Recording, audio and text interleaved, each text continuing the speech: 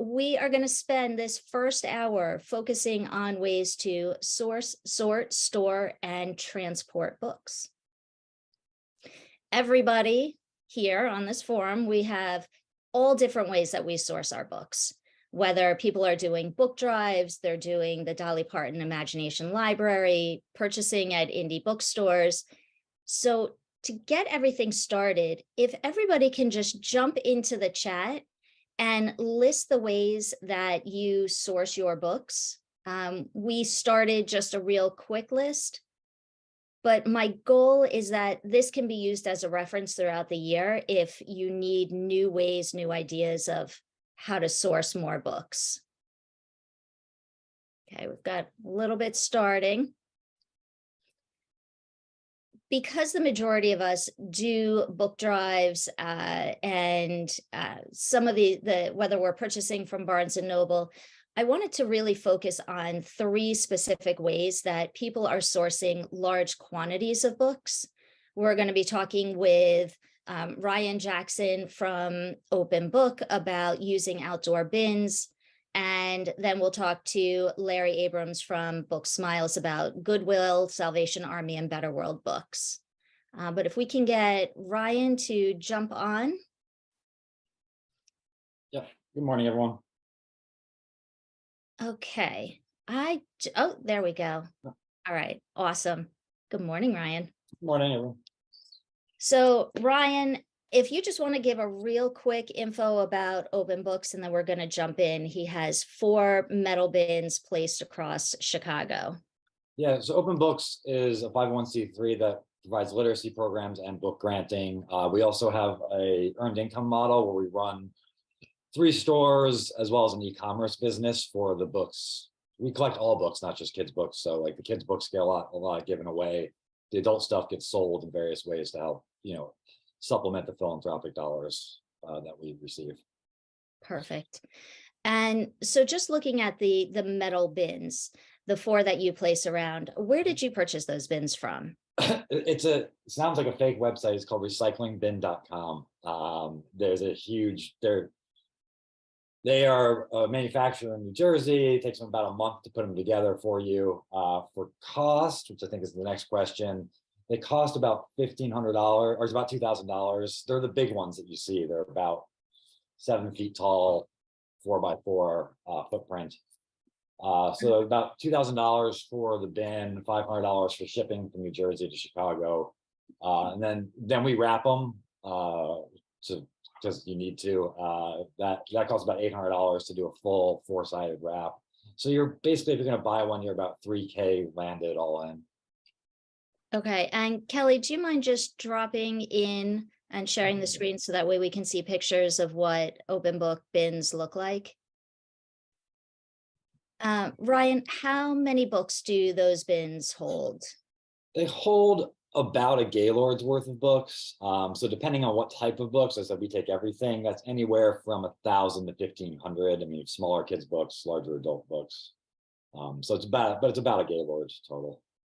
Okay, and just looking at the picture, the wrapping looks fantastic, but I also see on the right-hand side all those books piling out. How do you handle the pickup of those books? So we have vans running throughout the city every day doing pickups from individual donors, and so that's part of their route is picking those up.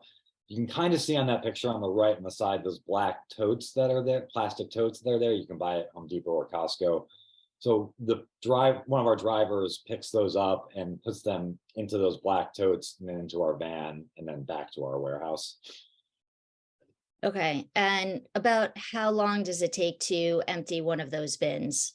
It takes between 45 minutes and an hour, depending on, that one looks more like an hour, depending on how much of a mess it is coming in. We also sometimes put the plastic bins from the post office in the bottom of it. That's not on that one, unfortunately, to help remove the sort of bottom edge of it and keep it a little bit more stable, because it raises the sort of floor of it all, so it won't fall out quite as much as that picture does. Okay, I know at book fairs, we also have one of these bins. What we've been able to do is get a giant tub or toter that's on wheels. And so we put that in, that's able to contain the majority of the books. And then the one that we have is local to us, so we could just push it into the warehouse, but it's a little easier to pull out from there.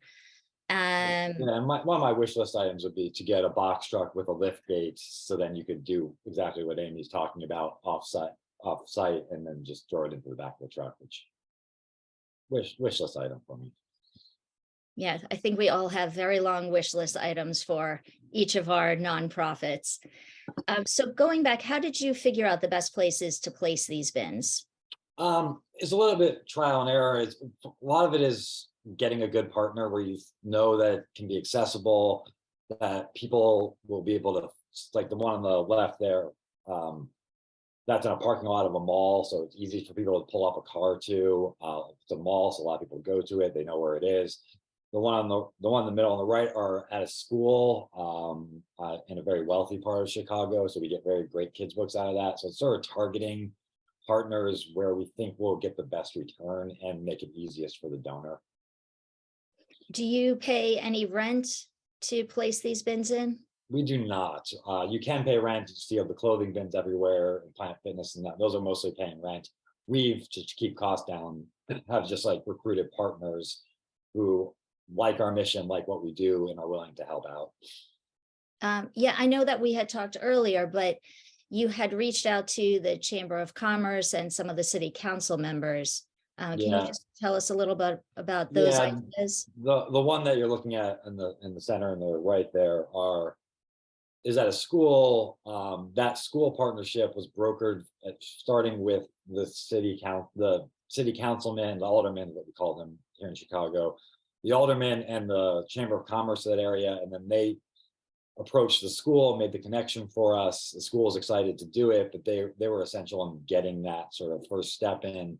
And then they also, at least in Chicago, aldermen have a very good reach in terms of their newsletter, so it's a really good marketing thing.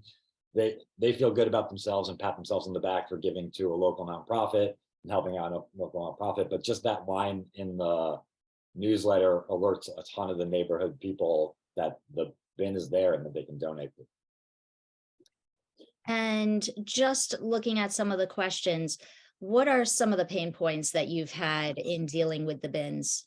I mean, the pain point right there is that it's a lot of physical work. It's tough. It's tough on the staff.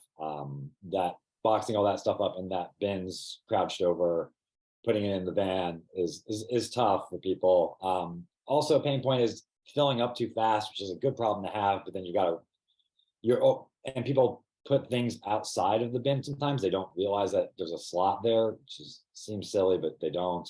And then you kind of threaten your relationship with your partner if books are outside the bin and it's looking like a mess, and then it rains and then everyone gets upset. And so it's like, you've got to be kind of on top of these. And they take time to get to, and because we have one of them in the suburbs, they're spread out throughout the city. So there's a time commitment there, and in order to like maintain the relationship and not ruin any books, you just have to be on top of it and being flexible around them. Okay, and if anybody has any other questions, definitely pop them in as we're talking. We're just going to talk for a minute or two more.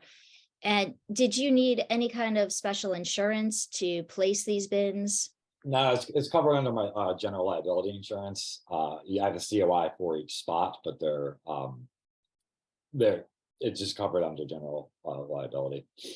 Okay, and what is the percentage of books that you usually find are available that you actually use in program? Well, so I mean, because we have this model where we try to use every book. We do not use every book. We try to use every book as best we can. It depends on each location, better or worse. The one in the suburbs tends to get more, is probably a lower percentage. It's probably around 25 to 30%. The one that you looked at the school is a much higher percentage. It's probably around 60 to 70%.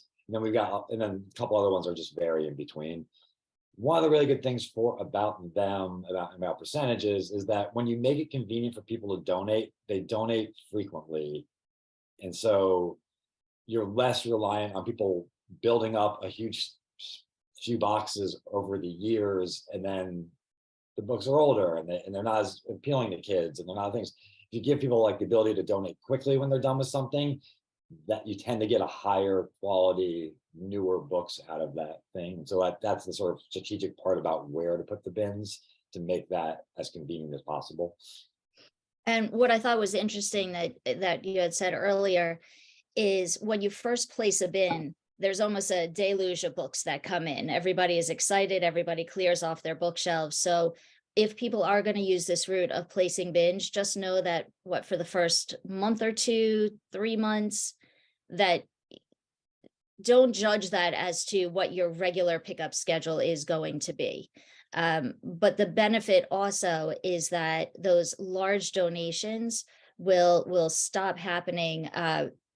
Let me rephrase that. It's more the good quality of books are going to start coming in after, because people who are clearing out their attics and garages, they're just going to contact you directly and not put them into the bin. Okay, Ryan, do you mind just adding your chat and your contact information into the chat? Sure. And if you have any other additional questions for Ryan, feel free to reach out. I think we were going to drop in where you can post those. We do. That's already in the chat where you can purchase the recycling bins. And thank you, Ryan. We're going to jump over to Larry at Book Smiles. And I just want to start in talking about the relationship that you have with Goodwill and Better World Books as more of a way to harness a large donation coming in. Can you tell us about the relationship you have with Goodwill? Absolutely. One important thing to know is that we now have space. Just 5 months ago, we did not have space. We were working out of 1,000 square feet. It was really cramped. Once we moved to the 4,300 square feet, which is where we are now, I developed a relationship with our local Goodwill of South Jersey. Basically, I knew someone who knew the president and CEO of Goodwill Philadelphia, South Jersey, and he is absolutely open to giving us 4 pallets, 4 Gaylords of books each month. I have a box truck, so I'm able to go and pick those books up. But it's quality stuff. Very little is thrown away. They deliberately set aside children's books for us, and they do us that favor. So we're in. So when you were first looking at starting with Goodwill, did you try individual stores first? I did not. I would go and I would want to talk to the manager, and I always got blown off. I wasn't making any good headway. But then I joined, a kind of do-gooder organization, the Kiwanis, and by networking in those organizations, one Kiwanian knew someone who was serving on the board of Goodwill South Jersey, Philadelphia, and that's how I was able to get in. And I think that that's pretty common in a lot of places, that you have to go to that higher level. And once they say, yes, we're going to go ahead with this partnership, then the rest of the stores fall into place. And my guess is this model would work across the US, also in the Salvation Army stores as well.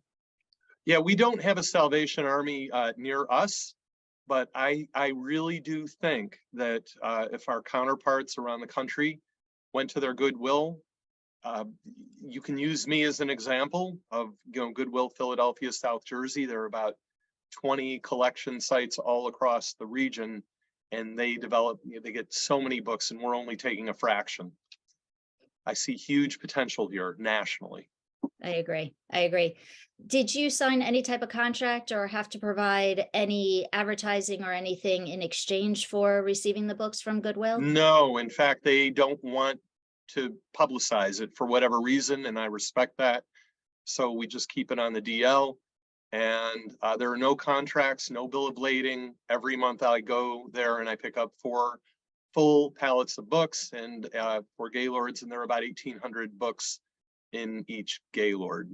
And I'm able to use for Goodwill, about 90% of what they give us, I can actually use to give to our kids. And it's all children's. Okay, that's really high. And how much can you specify the age range that you're looking for? All over the board. Huge number of baby board books, quality baby board books in these Goodwill, things. And they like giving to us because they admitted to me that these would have gotten sold for pulp, for some nominal amount, and they prefer giving to us. So they're really good partners. That's fantastic. I But know. you have to pick up the books. They will not bring them to you. And just to go over, Larry has a box truck with the lift gate and the pallet jack. So you are able to handle a much larger quantity, whereas the majority of us, we don't have that truck type capacity. But you could rent one. Sorry to cut you off. You can rent them at, Penske, Goodwill, not Goodwill, but U-Haul will also rent you a box truck for the day. And $1.50 to rent a box truck for a day with a liftgate is well worth it. You just need to figure out how to use the liftgate, and it's not hard. You can learn how to do it on YouTube. Perfect. Like I do. Any pain points we should be aware of just with going through Goodwill? No, not at all. No, it's a great experience. Okay, that was easy enough. So hopefully some of us are going to start looking into Goodwill. And then just to switch to Better World Books. And I don't think a lot of us know that you can reach out to Better World to have them create shipments of books for you. Can you just tell us a little bit about how you reached out to them and the types of pallets that you've received? Okay, sure. It was actually Mark from Maryland Book Bank gave me this lead, and I know you're out there, Mark. Thank you so much. Again, getting to a bigger book bank with more space, I needed to get more product in, and Better World Books has been really good. We've imported one full truckload from them. That's 24 Gaylords. They charge me $360 for the pallets and for the Gaylords, but the books are free. And I also have to come up with about $1,100 to pay to have them professionally imported. So we're looking at about $1,500 for 24 Gaylords of books. That's 32,000 books. A lot of Better World books. I warn you though, a lot of it is their library books. They're in generally good shape. They come, I can use maybe 1/4 of what Better World gives me. But many of them are just quality library books that look great, maybe in a book arc or a little free library, but they're not the standards that we really want to give to our kids. We want to give our children books that look like new. And when you did that request from Better World Books, were you able to say what categories or age ranges? No. They're doing above and beyond, just diverting the children's books into Gaylords. That is an extra step for them. It probably costs them a little extra money to do that, to separate those children's books, but they are doing the right thing, and they're people in good faith are donating these books. They're for profit, but they are super helpful with providing to I know at least Mark's place in mind. So I had actually just reached out and just heard back from Better World Books. So I just wanted to share a little bit of information with you guys. And that is, they do not have a limit on the number of books that you can request from Better World Books. So if you are requesting a smaller amount, they just put them into boxes and that can be shipped out to you at your cost for shipping. Or they can go a full truck, which will be up to anywhere from 24 to 48 Gaylords. The other thing that I thought was really interesting from them, you can specifically request Spanish books, French books, books by biopic authors or characters, holiday books, which, that's whether you would need the holiday books. And in the organizations, they are shipping from Indiana, Nevada, Pennsylvania, and Scotland. So that one may be a little bit more pricey for you. They will be able to sort them into pre-K, K through 4th, 5th through 8th, and then young adult. Larry, are there any other, oh, it looks like Dana from Promising Pages just had a great experience. Any other pain points that you've experienced with Better World that we should be aware of or look out for? I think timing was one of those. Yeah, it's kind of on their schedule. That's exactly right. We have been needing a shipment from Better World Books now for almost 2.5 weeks, and they promise that they're on it, but again, I have to work at their convenience. They have to make sure that it gets weighed. So oh God, my fear is that they will one day start charging. I mean, I'm just thinking about that in the back of my mind, where they start charging $50 per Gaylord. I hope they don't, but I'm prepared to do that, pay that if they are going to begin charging. Okay, great. Larry, thank you so much. We are going to drop in, Larry, if you could put in your contact information, but we are going to drop in the contact information for Better World Books in case anybody wants to reach out to them and learn a little bit more. And now we are going to move on to Colleen Watt, who is the operations director at Cleveland Kids Book Bank. And she's going to give us a tour of her warehouse and show us how her books are processed. So you are probably going to have a ton of questions. I know I've done this tour with her twice, and each time it's been anywhere from 1 to 2 hours because of the questions that I had. But my hope is that as Colleen walks us through, this is one way that we can see to sort books. And anyone who has different ways, please drop them in the chat. This is really just a full sharing of information. Okay, Colleen. So can you just take us from the very beginning when a book comes in and is donated to Cleveland Kids Book Bank and just show us that step? Sure. So I'm here in the warehouse. I'm going to flip my camera around. Okay, so this is our entrance. When we get a book donation that comes in on the other side of this door, if they're being delivered to us in, plastic bins that the donor would like to keep, we will roll this big canvas bin out to their car, dump their books gently into the canvas bin, and then roll the bin into our warehouse. If they're being dropped off in boxes that the donor does not have any interest in keeping, we'll put them on a flatbed cart like this, roll the cart out to the book donation, and put the boxes on the cart like this. And then once those books have been brought into the warehouse, they will be transported over here. We have a group this morning from all the way from Howard University on their alternative spring break. So we are bustling. They will come all the way down this row of Gaylords here. Well, they'll be put into any of the Gaylords that are looking a little bit low. And then they'll be sorted by reading level straight from these Gaylords.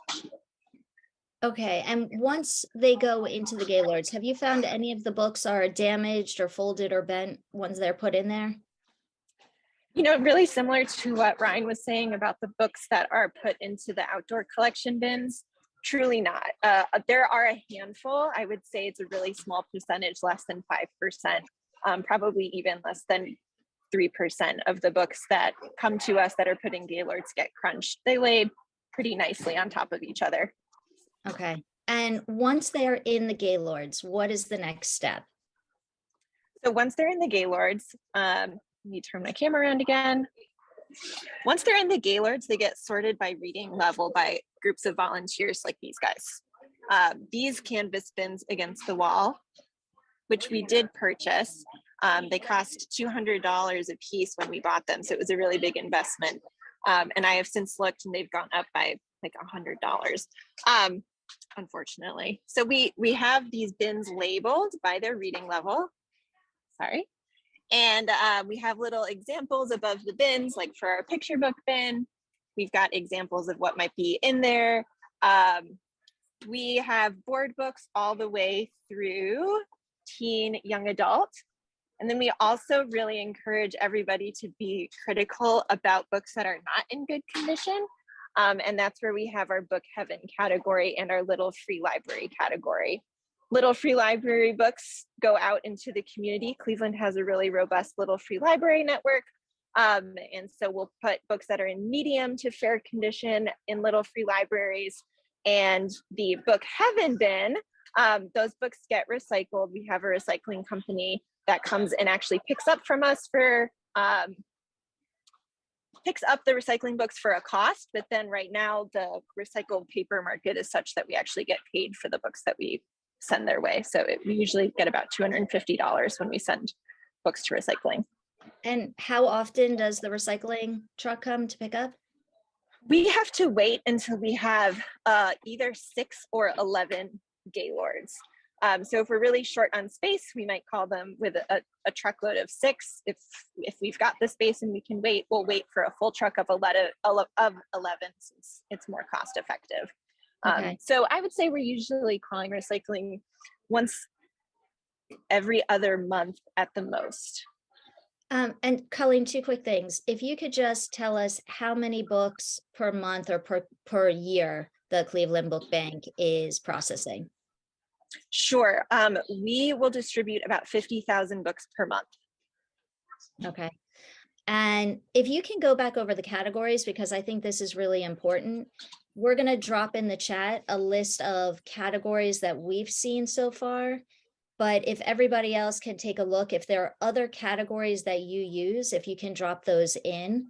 After talking to Colleen, Book Fairies is now thinking about changing one of our categories because we thought it would be a lot easier for the people sorting and for the people receiving. But if you want to start with the board books and baby books. Sure.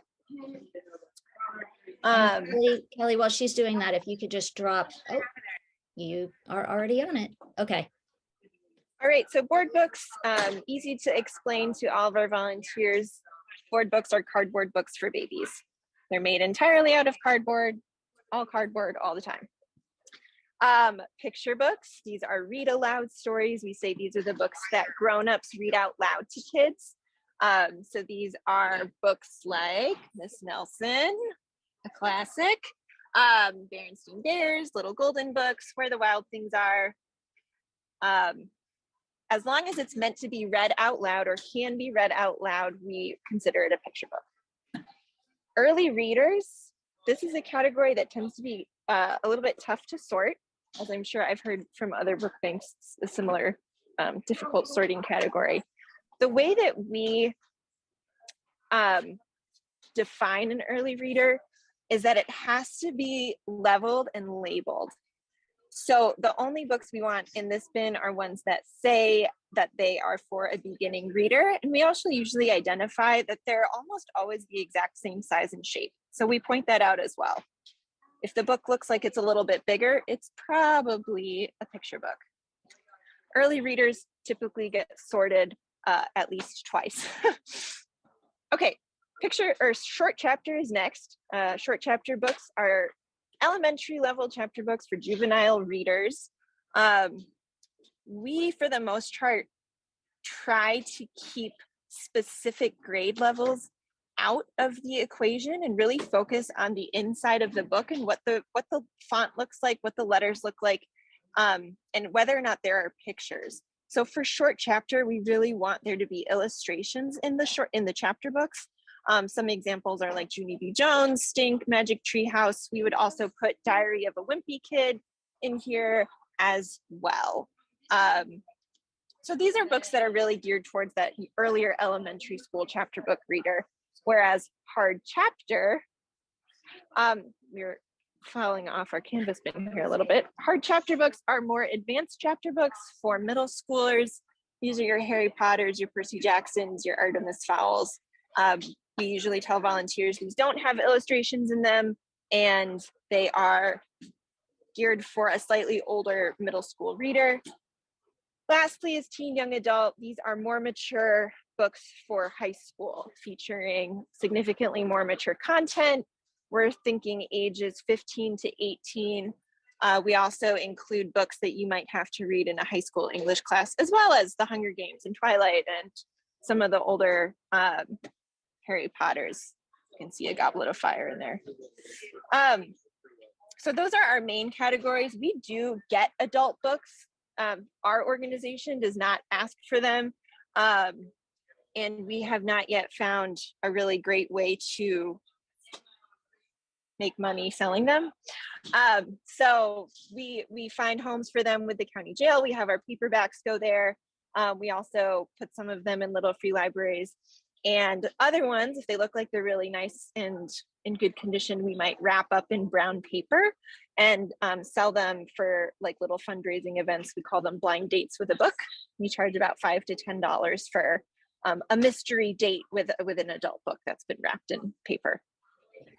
So one of the other things, I know some of us on here are selling books by ourselves through our own organization. Book Fairies uses a third party. So what we have done is found people that are selling on Amazon, selling on eBooks, and we have organizations that will come, or businesses that will purchase adult books from us. And that's one of the ways that we're able to kind of monetize those adult books as well. Once those books come in, Colleen, can you just go over do you check the books for age and condition before they get sorted into those categories? Yes, volunteers are doing that. So when Devin, who's our volunteer, Devin, she's waving. When Devin trains our volunteers, she spends a lot of time talking about the types of books that you're going to be pulling out, and goes through a few different categories of books that are, book heaven worthy. For example, something like this, where you've got, crunched beyond repair. It's really, really ripped and torn. Books like that, books that are really yellow, very smelly. If it smells like grandma's basement is usually what we say. If it's missing a key component, it's supposed to make a noise, but it doesn't. So we verbally go through and explain all of the things that might make a book book heaven worthy. And we have a 3-step check process for all of our books that end up going out to our partner organizations. So the first step is sorting, but we actually have 2 different stations after sorting for different pairs of eyes to look at the book and make another decision about whether they think it's in the right category or not. So hopefully by the time our boxes are getting packed, they are verified and they're in good condition. And what type of training do you give to the volunteers when they first come in? We give a verbal overview and training. Devin has examples that she holds up and shows to groups who are here for the first time.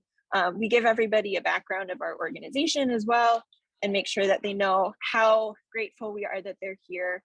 And then we really focus on all of the different reading level categories. So a more in-depth version of what I just did, going down the line, taking out examples, talking about the different reading level categories and what they are, and sort of explaining what we mean by that.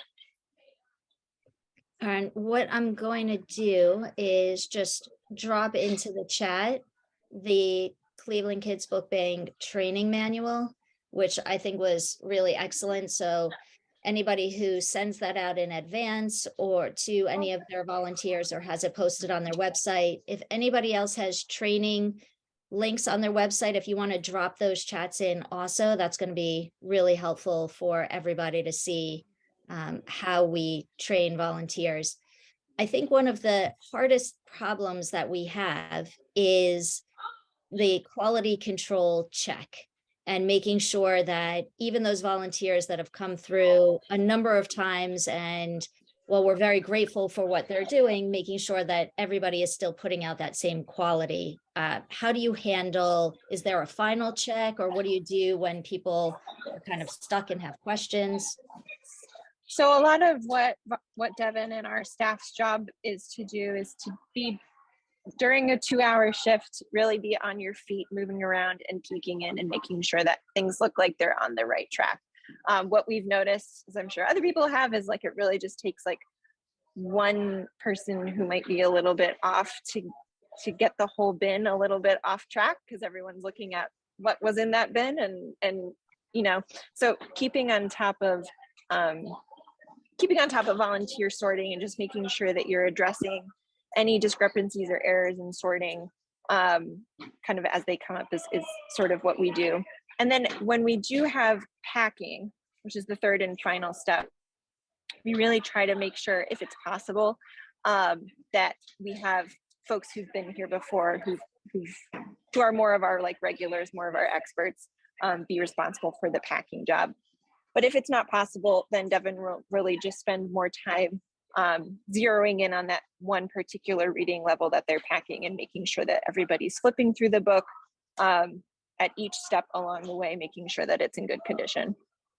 And Colleen, can you just flip your camera back around so that way we can see your operation and take us through that second station of the stickering? Sure. So step 2 is stickering. I have a roll of stickers here just to show kind of what they look like. Oh, wait, there's my camera. There it is. So our stickers have our logo on them. It says happy reading. And when it comes time to sticker, volunteers will grab a book, look at the book, decide whether or not it's in good enough condition, and then put a sticker in the lower left-hand corner right there. Once the book has been stickered, a different group of volunteers will pack that book into a box like this, which we do purchase.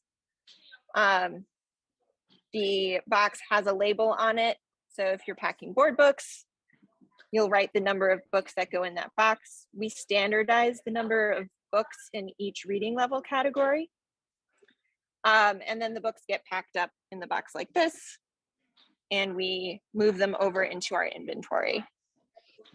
And so what I thought was really interesting is that your books actually get checked several times. So the first time, before they even go into a category, somebody is flipping through that book and then putting it into the category. Then that bin gets pulled over to the stickering station, where somebody will take that same book, flip through it again, double check it before it goes into the packing category. And then somebody at the packing category is again double checking that book. So that is how you're able to manage around the quality control, because you have so many different checks along the way. Yep, like this group right here is actually just working on double checking the books that were in our little free library bin, and making sure that we're not sending stuff to Little Free Library that really isn't good enough condition to go to a partner. So they're doing a second check of all the books that got put in the Little Free Library bin. And the Little Free Library, so I know you give directly to kids, but the Little Free Library books you pack up, and those are available to anybody who wants to, any teacher who wants them for their classroom library, anyone who wants them for a community bookshelf or a Little Free Library, they're accessible for those. So you're pretty specific as to the books that you give directly to the kids. Correct. The Little Free Library category is used not only to fill Little Free Libraries, like you said, it's also like our mixed reading level box. So if we've got a partner that's really interested in a variety of different ages for whatever program they're doing, we'll offer them that. It's also the category that we typically don't have inventory problems with. So if we have a partner who is requesting a larger quantity of books that we may not have in inventory, we'll ask them if they'd be interested in getting Little Free Library books instead. And at Book Fairies, we have an additional category, which is our overseas category, and that's for our global partners. So we work specifically with one organization who's sending books across to Africa, and those are books that are old, worn, outdated. They wouldn't qualify for your Little Free Library. They're in lower condition than that, but they're still good enough that they would not be recycled. And so about 20% of Book Fairies, their books are going over to build libraries across Africa. So that's just another way, because I know we all get that percentage of books that it's kind of crushing you, saying the Shakespeare, it hasn't changed in all these years, but it's yellowed, it's old, so what do we do with those? It's not worth recycling. Somebody can still use it. And just to go over real quick, if you want to talk about multiple copies in the couple minutes that we have left and just show us your marketplace. Sure. So when we get a donation, which we have a couple times, these are like windfall donations, right? Like these are like the really exciting ones that we might get from Scholastic, or we've received books from the Molina Foundation before. We usually get, you know, boxes of all the same title, which is really exciting. They're brand new books, but it's hard for us to put them into our regular reading level categories. So when we have multiple titles of like at least 250 copies of the same book or more, we put them on our marketplace, which is an online storefront almost. It's a Google form, but it functions very similarly to a storefront where our partners can go through and request, you know, by quantities of 5, how many books they want of specific titles. It's been really popular, and we keep most of our marketplace books over here in this really, you know, chaotic looking system that it's more organized than it looks like. The boxes are sort of grouped together by their titles, and volunteers go through and look at individual orders and then go through and pack the number of books that the partners have requested. And when we get new books, we can update the marketplace. We'll put new titles on every now and then. A lot of the books here, you know, like this American Girl book, for example, has been on the marketplace for quite a while because it's definitely not the most popular, but other titles like these really cool Curious Critter books that were written by one of our staff's brother-in-laws, they're beautiful, go really quickly because they're board books and they're cute. So it just depends on the books, but it has been really helpful. Even some of the titles that we have so many of that take a really long time to go out do end up, you know, finding homes with people who are excited about them. So the marketplace has been really popular with our partners, and it's been really helpful for us to get some titles that have been sitting around for a long time. And what about the titles that you have anywhere from 20 to 50, 100 copies of? How do you manage those? One of two ways. If they're brand new books, we'll probably put them on our bookshelf, which you can see against the wall back there. That bookshelf, those bookshelves are all brand new books where we have, like you said, probably 50 or fewer copies of the same book. When we do pack our boxes, volunteers go over to those bookshelves, which are labeled by their reading level, and grab a few copies from each reading level to make sure we're sprinkling the new books into, a few new books at least into each box. And then the rest of, like, if it's a used book, if we got, you know, a school library or something donated a bunch from their collection and they're used, we'll probably just sprinkle them into the Gaylords. They'll get sorted. And then it might take a few cycles for all of those books to actually get into boxes, because we tell volunteers not to pack more than 3 to 5 of the same book in a box. Excellent. And then just speaking about boxes, I know you recently changed your box size. Can you tell us about that and why? Sure. Let me walk over, because I think we still have some of the old size box. We used to use 2 different sizes of boxes. We used to use big boxes and slightly smaller boxes. You can see this hard chapter category here. This is what the size of our big box used to be, and it was too heavy. I mean, it was just really hard for even some of our staff to lift these boxes regularly. It was really limiting. We definitely didn't want our volunteers lifting a box that size that was totally full of books. So we switched, and now all of our boxes are this size. It's meant that in some categories, we went down from putting 50 books in a box to 30 books in a box. But we have found that they're a lot easier to hold, and they really don't take up that much more space, even though we are putting, because the boxes are slightly smaller, they're not taking up too much more floor space. We are not exactly sure yet how often we're going to be ordering. Right now, it's looking like we're going through about a skid a week of boxes. I'm anticipating that we will order boxes once every other month, which would come out for us about $12,000 per year. We order our boxes from a local company. They're called Welch Packaging. They function really similarly to some other cardboard container providers where you are creating a custom size box. And the boxes are about $1 a box.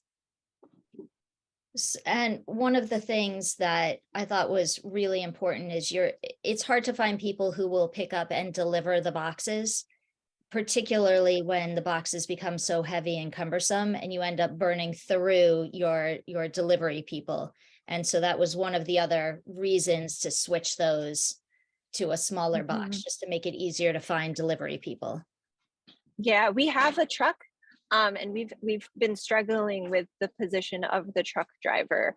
So when we have been in and out of having that position filled, it's been hard to find folks to step in and do the job because the boxes are limiting. You have to be pretty strong to lift that many boxes. Awesome. And I see that Ori, who's the executive director, is jumping in and answering some questions. Thank you so much, Colleen. We're going to drop your information into the chat so anybody can reach out. She gives a mean tour. So if anybody has any other questions or wants to brainstorm, let's start working on that so we can streamline our organizations. I am going to take it over and just talk a little bit about transportation. So Kelly, do you mind just taking me off spotlight for a quick second? My question is to everybody, if you could just raise your hand, who has your own delivery trucks? So we get a feel. You can raise your hand, or you can also do the hand emoji in the corner, whichever works easier, and just hold your hand up so people can scroll through. Because I think that's important. So many of us are small organizations and we're looking to aspire to become those larger organizations with the trucks. I think it really becomes a game changer when you have those. In the database, you'll see people will put in whether they own trucks so you can reach out to other organizations and ask questions. And I wanted to just follow up with the transportation with a unique way that Book Fairies has been able to deliver about 600,000 books a year. We don't own our own trucks, so we don't pick up or deliver any of our books ourselves. But what we've done is created an incredible partnership with the IDD community, and that we have about 13 organizations that we engage with. That's for the intellectual and developmental disabilities community. And within these organizations, they're looking for activities to do on a regular basis, whether it is the day-hab groups or the pre-vocational groups. They're looking for ways to give back to the community and be engaged. So within those, we have about 180 opportunities a week for individuals to be engaged. It's about 20 activities a week. They're in vans of 4 to 5 people with a supervisor. And the way that Book Fairies does it is using Salesforce, which you'll see in a little bit as Eileen goes through. And we post our activities on an ongoing basis. The groups go on, choose the activity. They handle all of our pickups from, I'm going to say this, but from Queens out to the Hamptons. For our area, we're looking at about a 4 to 5 hour span is what we're able to work with. And we also have been a little bit flexible in that we have 3 groups that are pre-sorting the books that they are picking up. So they're doing that beginning step for us. So by the time the books come into our warehouse, they're already broken down into our specific categories that we've requested. We then go through them again, but that's a major step to take off our plate. Pain points, just so you guys are aware of them, about 10% of our pickups are not completed each week just due to complications. We have trucks coming and going on a regular basis. So there is a lot of work just to manage between the people that are waiting for their pickup to happen, the coordinators, the vans, and there is a lot of turnover with staff. So there's a constant retraining of the individuals to know what they're doing when they go pick up from places. We have a lot of people come to us to pick up when they were supposed to have gone out to another town to pick up. So there is turnover. We have a limited number of boxes that the vans can pick up. So each van can hold about 10 boxes. Some vans are super engaged and grab 15 boxes. That doesn't leave anything for the second group that's coming by. So that's been one of the issues as well. And I'm just going over a little bit of geographic limitations just in where we can go. We can't get into the city, but I highly recommend looking at the IDD community. They are the backbone of what we do at Book Fairies, and it's been such a beneficial relationship. We have just a couple minutes left. I can't believe I got in all this information in this amount of time. I did want to go back through. If anybody, one of the problems that has happened, particularly if you're looking at picking up from Goodwill or Better World Books, or someone wants to do a delivery, has anyone had the difficulty where they just don't have the space to accept a large delivery? And what have you done, or what creative ways have you come up with to be able to accept those deliveries? Larry? So we invested in we got it donated. It's a pallet stacker. So when we've maxed out on floor space, we will take a Gaylord of books and we'll pile another Gaylord of books on top of it. It is safe. It's done in Goodwill. I learned from Goodwill. That's how we clear up floor space. A pallet stacker, it's not a forklift, but the used one will cost about $6,000 if you can't get it donated. Okay, is there anybody else who has come up with creative ways that they've handled, even if it's just a one-time thing? You can come off mute. Lisa, I see your hand is up. Oh, there's also, you can use you have to pay for it. You can use third-party warehousing systems that will receive and rack you. If you have to you get a great donation of 80 pallets and you don't have the space for it, you can hire somebody you can pay a warehousing organization to receive those, and then they'll rack them, and then it's basically a storage fee. You can take them out piece by piece as you have space for them, which I had to do once. It was worth it. Eileen? Can Larry share a picture of what a pallet stacker looks like?